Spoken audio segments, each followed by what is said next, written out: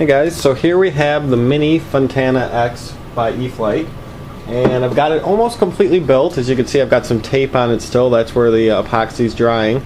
And from out of the box until this point, I've got the motor in, I've got the wings in, the elevator, the rudder. I've got the aileron servos in, but I don't yet have the elevator or rudder servos in. But they take mere seconds to put in. You just screw them in. Real simple. The tail wheel's in, I epoxied that in. I kind of cut the covering too far here. When I got this lined up, I noticed I had cut the covering too far. You cut it so you get a wood to wood bond, but I cut it too far. So I'm going to end up painting that with just white tape once it's white paint once it's fully dry. I used epoxy instead of CA. They say to use thin CA. And I just used epoxy 30 minutes, so I got like a permanent, never going to come apart bond. And CA would probably do that too, that's what they recommend, but I just opted for epoxy there. The hinges are real easy, I got everything hinged. You just use a thin or super thin CA for that.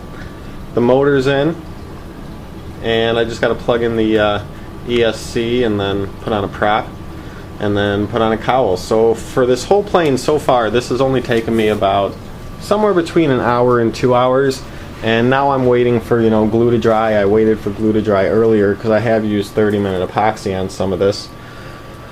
You need servo extensions, got some in here for the ailerons, and go over the hardware real quick. We're going to have a Park 480 outrunner motor. I'm using the 1020 kV one. You're going to want an E-flite 40 amp brushless ESC. There's two versions. I think there's one that's encased in a hard heat sink, and then there's this 40 amp light version. I just have the light version. I think either would work just fine. Need a receiver. I'm going to use the Spectrum AR6100 6110E 6110. And you need servos, and E-flite S75 or S75Hs are recommended. I actually used some other servos because I didn't have 4 S75Hs to use, so I ended up using these. They're comparable. They got about the same stall torque and about the same speed as the S75s, and they're Metal Gear. They are a cheaper servo. They're like, I think I got these from Hobby King or from I don't know, one of those Chinese sites.